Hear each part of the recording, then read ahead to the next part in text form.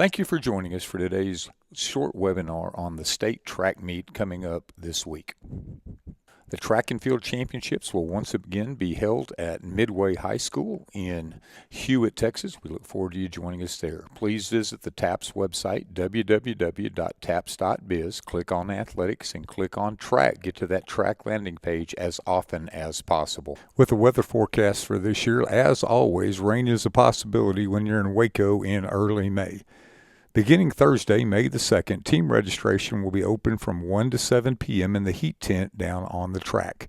Implement check-in for your shot put and discus, and your pole vaults will be inspected at the event site, so you don't need those. But your shot and disc can be checked in from 4 to 7 p.m., and if you get there a little earlier, we should be open sometime between 3 and 4 near the heat tent.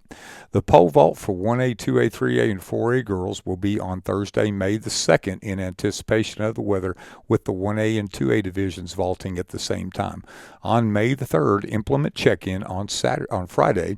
Implement check-in will close at 8:30 a.m., so you need to get there early. If you plan on using your shot or disc, it must be marked and cannot be taken directly to the facility site. Our field events will run all day on Friday, May the 3rd, culminating with the 3,200-meter run that afternoon. On May the 4th, we will have all of the running finals. The location, one more time, will be MISD Panther Stadium in Hewitt, Texas. We've been there before, and we thank MISD and Athletic Director Brad Shelton for allowing us to return once again this year. Parking is always a consideration, so as you look at the map, don't park behind the visitor stands and do not park in the teacher parking lot behind the middle school. Bus parking, you'll be directed out on Old Hewitt Road and move around between the tennis courts, just like we've done in past years. You can drop off, but then move your buses on out. And fan parking will be in the middle school parking area. It's shown there on the map, south of the middle school and out by the softball field.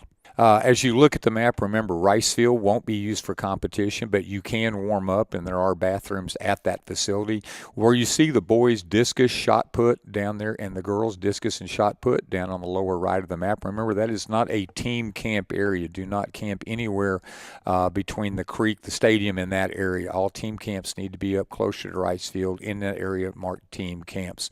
So once again, teams can set up camp in the visitor stands and under the visitor stands as we go throughout the day. All high jump will be inside the stadium. Weather is, the picture is from a couple of years ago as you see it on the screen here. It has come before. We're anticipating a little weather this year as well, so remember that weather plans are fluid as forecasts change daily. Follow TAPPS Twitter for information and check the track landing page at www.tapps.biz for more weather information. Plan on being there. We may hold and run throughout the night, but we'll be there as we go forward. Timelines. The track and field events Thursday, the areas are closed with the exception of the pole vault and no on-site practice allowed. So again, Thursday's exception is the 1, 2, and 3A pole vault. For the girls, all other field event and the track are closed to TAPPS competitors. On Friday, the meet timeline, 7:30 a.m., implement check-in opens. Registration will also open in the heat tent at that time. The pole vault and high jump begin at 8:30. Implement check-in closes 8:30. Again, stated it before, we'll state it again.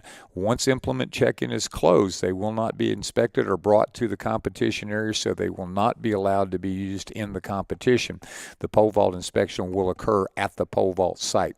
9:30, Block 1 field events begin. And at 5 o'clock, the 3,200-meter run begins. We will again combine the 3,200-meter runs.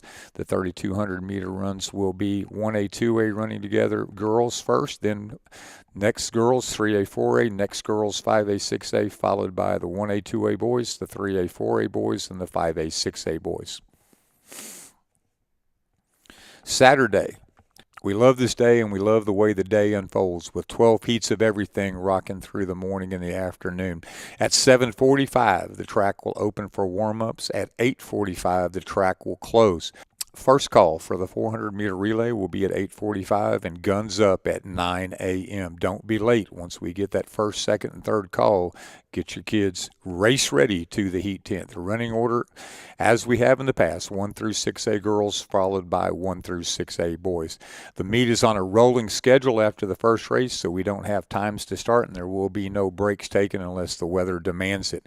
During the hurdle setup for the 100-meter hurdles, we will announce the regional athletes of the meet. They will not come on to the track area. We will simply make their announcement at that time. And at that time, we'll also have our meets invocation and national anthem. Coach registration. Coaches, you'll pick up your packets at the heat tent if you're there on Thursday or Friday. On Saturday, you'll also go to the heat tent. You'll need to make your way in and get your competitor bibs and your coaching wristbands. Go through the heat tent area. Information, you'll get your heat sheets and your maps. Your pole vault certification forms will be picked up at that time. Remember, you do need one for boys and one for girls. You'll turn those into the lead official at the event site.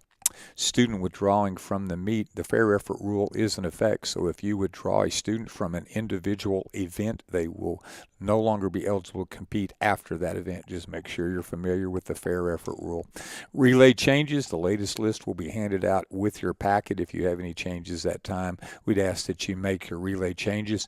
2 events prior to the relays, we do ask for you to have any changes so that we can update the database prior to running. You'll have your coach's wristbands, which will allow you free access to the facility. Remember, no coaches inside the track area on race day. Manager wristbands. If you have managers, let's go ahead and put them in wristbands and not bib numbers if possible. Again, if you withdraw an athlete from the state meet, you will fill out a withdrawal form. Those are available in the heat tent. Understand that the fair effort rule is in effect. So if you pull a student out of the 200-meter run, they would not be eligible for any event past that 200-meter dash. The fair effort rules listed here is also listed in the bylaws. So if you have any questions for students which might be nursing an injury, please make sure you're aware and understand the fair effort rule. The stadium rules and the stadium itself, the team areas. The team areas, again, are outside of Rice Field. You can be in or under the visitor stands. You can have your team gear, your team food, etc. there with you at that time. No parents should be in the team areas inside the stadium in the visitor stands or under the stands. What's not allowed is across the creek again towards the throwing areas. Do not be in the baseball, softball area. The jump area behind the home stands is only allowed for competitors, so even on Saturday, that's not a good place to set up your tents. Don't set up your tent in the circle of the drive as well, and do not allow your students to set up in the home stands. Those are for our spectators. Stadium rules.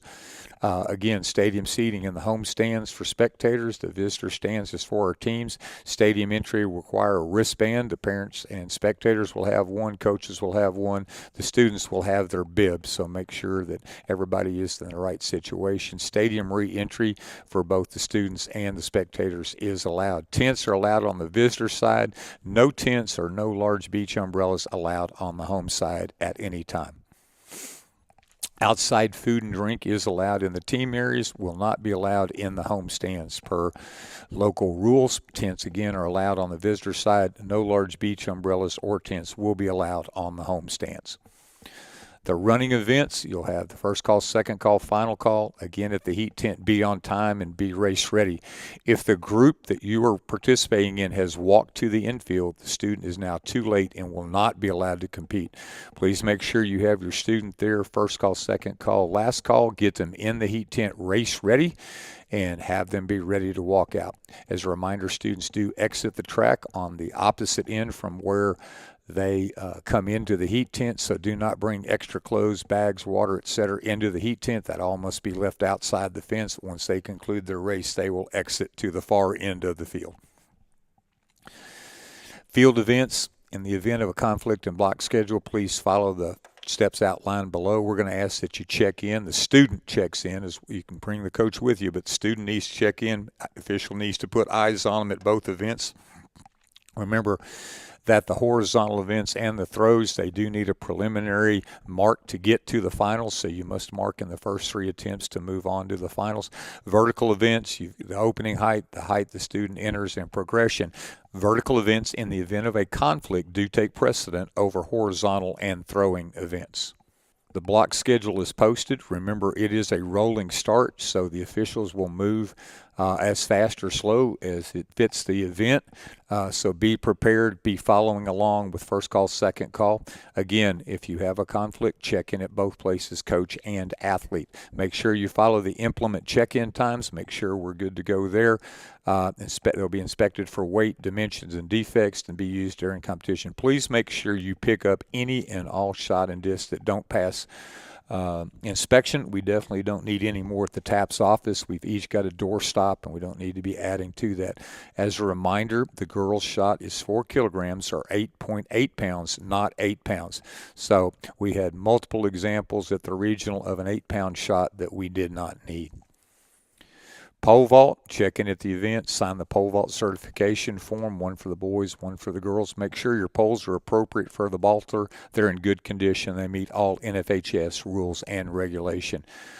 We do not plan right now on combining any classifications. However, if we only have 1 or 2 vaulters, that's certainly an opportunity. We'll let you know later on in an email, but right now we're planning on running each classification by itself. Regardless of what happened at some of our districts at the regional level and at the state level, we do have minimum heights. So the girls' high jump, the bar will be no lower than 4'4", the boys 5'4". For the pole vault, the girls' competition will begin at 7 feet and the boys at 9 feet. Students did not have to clear these heights at the regional meets. However, that is where the bar will begin. We will not do the 6 inches lower. So students can always pass, but the bar will begin at 4'4", 5'4", 7 foot, and 9 foot. Field event workers, we need you, we need you, we need you. Please make sure that you're going to be working during your event. You'll work your classification. You can coach while you're there, but make sure the primary opportunity here is to help us get through the event.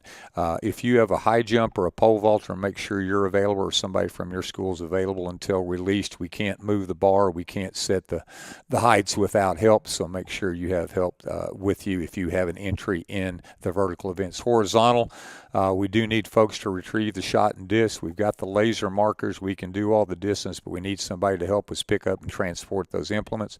And long and triple, if we don't rake the pins, they're pretty much useless for competition. So make sure you have folks that'll help us out. You know what? It might even get you a TAPPS hat for that effort. Uniforms must be NFHS and TAPPS compliant. One of the things that we've struggled with over the last couple of years are the undergarment reviews. Make sure all relay tops are the same. Make sure you understand the relay undergarment review from the National Federation. Walk through that with your NFHS rulebook. Spandex, speed suits, similar items, including throwers. This includes leggings and yoga pants. Modesty shorts are to be worn over the undergarment. If you don't have modesty shorts, you won't compete. So make sure that regardless of what competition you're in, anything that looks like spandex might be a little tight. Make sure that you have modesty shorts. Do not arrive at the heat tent unless you're race ready. If you show up in a speed suit, etc., with no modesty shorts, you'll be sent back out. At that point, you have not checked in, so there's no guarantee you'll make the race. Tops must extend to the waist. It should warm up by the time we get to the state competition. So no crop tops, don't knot the singlets, and don't tuck them in. So make sure that it at least reaches the waist in all situations. TAPPS is providing the officials, and remember that they are coming from all over the state and some from all over the nation. We have certified officials for all events. There will be curve officials for all events. There will be exchange zone officials for all events. So as you go through those last practices, make sure your students know somebody is watching, especially on the distance races. At this year, we have a different situation than we've had in many years past. The University Interscholastic League and the TAPPS State Championships are on the same days. So we'll have the officials. They'll be ready to rock and roll, but we may not have an excess of officials or starters like we've had in the past. Protest, remember, National Federation Rule 3-5 talks about the appeal conditions. Things that are not subject to protest are judgment calls, decision of finish line judges or timers, and whether a start is fair or legal. That all goes in, according to the National Federation rules, to the meet officials. You can appeal a misapplication of rules, a clerical error, correction of meet results, or a procedural error. Just make sure you can outline those. Looking at a film or looking at a finish is not considered a protest. We'll try to accommodate those requests, especially on the bang-bang plays at the end where they're crossing the line. A protest on a game official's decision will not be considered, so TAPPS bylaws also cover this in addition to Rule 3.5. Results will be posted. We will share on social media the live link, and we'll also post that on the track landing page at www.tapps.biz. Click on athletics and click on track and field. Officials' results at the end of the meet, we will be posting the PDFs of all the official results on the track championship page. Awards, as a reminder, we do place 1 through 8th, but we only give awards to the top 3 finishers. Team awards, 1st through 4th place, so teams earning a 1 through 4 designation will be awarded at the end of the meet on the high jump fairing. Athlete of the meet will be awarded for the championship meet at that time, and academic all-state. If you have a state qualifier in an individual or a relay, alternates don't count. They're a junior or senior with a cumulative GPA or 90 or better.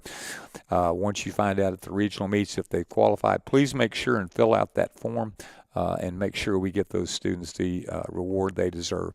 Again, field events for 1st through 3rd, we will have those medals presented at the event site. On running events, you'll pick them up at the awards tent throughout the day. Day 2 results will be final approximately 30 minutes after the conclusion of the event, so just make sure you don't run off the track after the 400-meter dash and then expect to walk over and pick up a medal. It's probably not going to happen. The awards tent, right now we're planning on the visitor side near the concession stand, but look for the TAPPS arch, and we'll go through that again and make announcements throughout the day. Again, top 3 finishers in individual and relays receive awards. Athlete of the meet will be during the team awards presentation, and those will all come at the end of the meet. Final thoughts, it's going to be another great year for TAPPS Track and Field. Congratulations to all of our teams and athletes who have qualified for the state championships. We look forward to seeing you in Hewitt, Texas shortly. If you have questions, please reach out to us at www.tapps.biz. Check there first. Email us at info@tapps.biz or drop us a phone call 254-947-9268. Congratulations again to all the qualifiers for the TAPPS State Track Championships.